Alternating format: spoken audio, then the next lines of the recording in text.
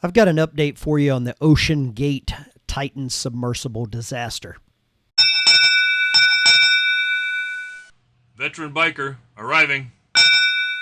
Search and recovery efforts have found debris. There are rumors, it's hard to confirm, that there are some presumed human remains that have been found. If you're just tuning in, I'm the VeteranBiker. I talk about world events, current events, and a little bit about my history from being on submarines for 21 years. So this kind of gives you an insight into my opinion and where it comes from. And over the last couple of days, there has been debris recovered from the OceanGate disaster. It looks like there is an exoshell or an exoskeleton that's been recovered. Looks like the nose cone and some other various parts of the submersible. This disaster, in my opinion, and I'm an expert on my opinion, could have been prevented. There is multiple stories that show and detail that the CEO, Stockton Rush, bought expired carbon fiber from the Boeing airplane company. That's right, expired carbon fiber. That's a problem. Carbon fiber has a shelf life. If you notice some of the windmills that are all over the country, they can only stay up for so long and then they get buried, torn down and buried and replaced. Carbon fiber has a shelf life. It dry rots, it cracks, it erodes, it ages, and it loses its reliability, to say the least. Now, there are some clips here, and I'll show you one of parts of the debris being removed from a Coast Guard cutter. I'll show you that here.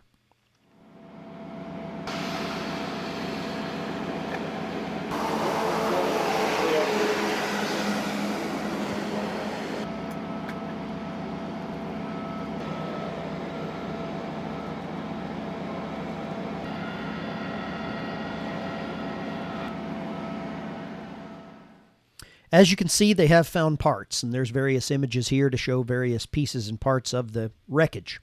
I don't know what presumed human remains have been found. As you can see here, there's details of what I suggested in my earlier video, or one of the first videos, that this was basically an implosion combined with an explosion. I am going to venture out on a limb and say any human remains are going to be micro or very little.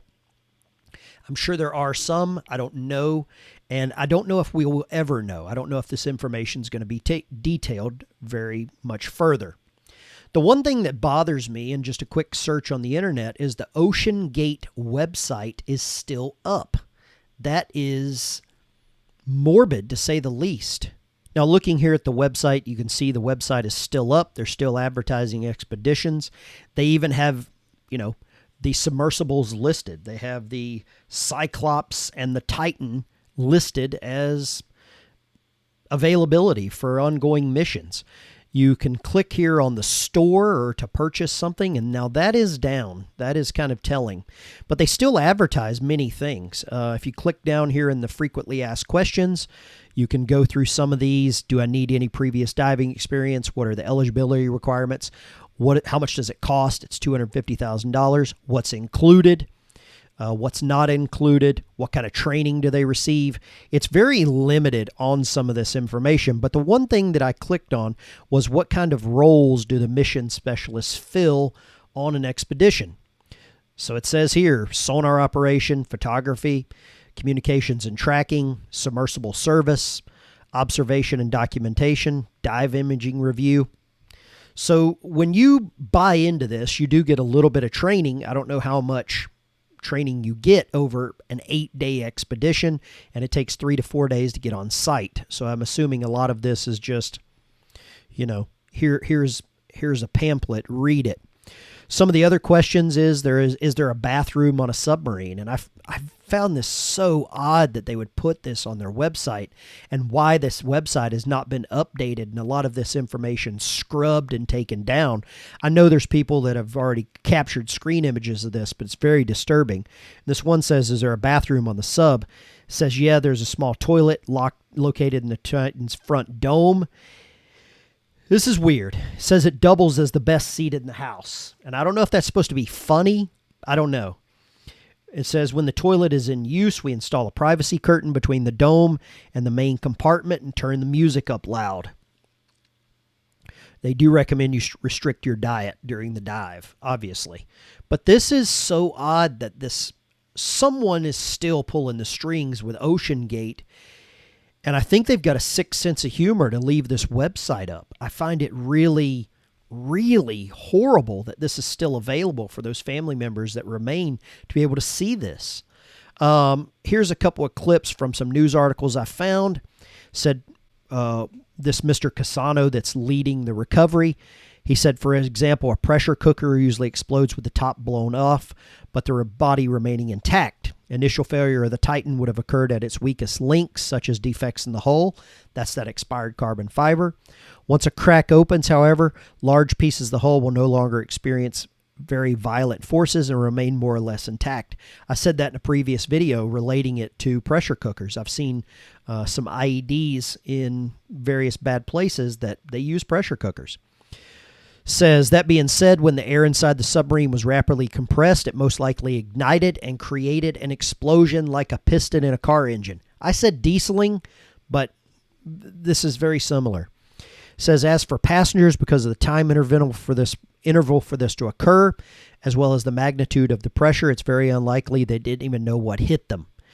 It's also doubtful they had time to process what was happening unless the implosion was preceded by something like a leak. Now, even at these depths, a leak would be like a laser.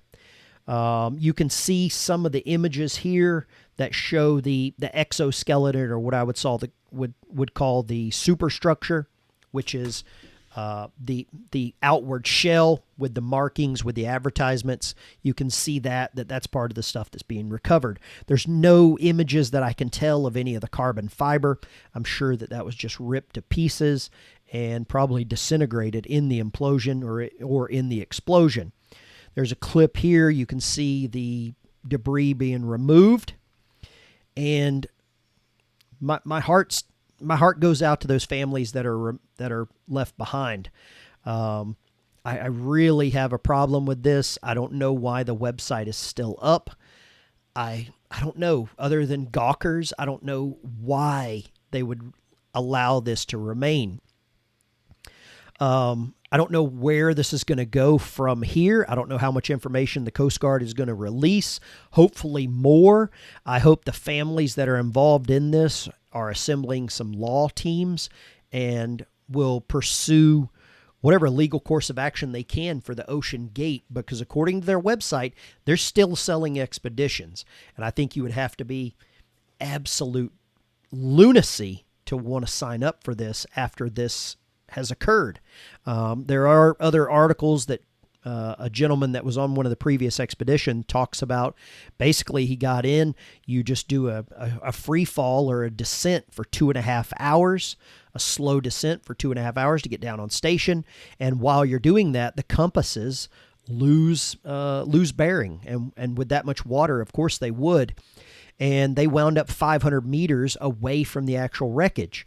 So who knows how close, how deep that these individuals were. I don't know. It's just all conjecture at this point, with a little bit of scientific theory as to what had happened. But whenever information comes out that the CEO, Stockton Rush, was buying expired carbon fiber from Boeing, it brings into, question, did Boeing know who was buying this and what they were buying it for? Does that open up litigation against Boeing for selling this to them, knowing what they were doing? I don't know. I don't know what kind of plausible deniability that Boeing will have, but I would not want to be involved in this, and I think it's a tragedy. It will be a tragedy for many years to come. Who knows if we will ever know what has happened. I mean, 60, almost 70 years later, we still don't know what happened to President Kennedy. With that being said, this is the Veteran Biker. I'm going to see you on the road. Take care. Have a good afternoon.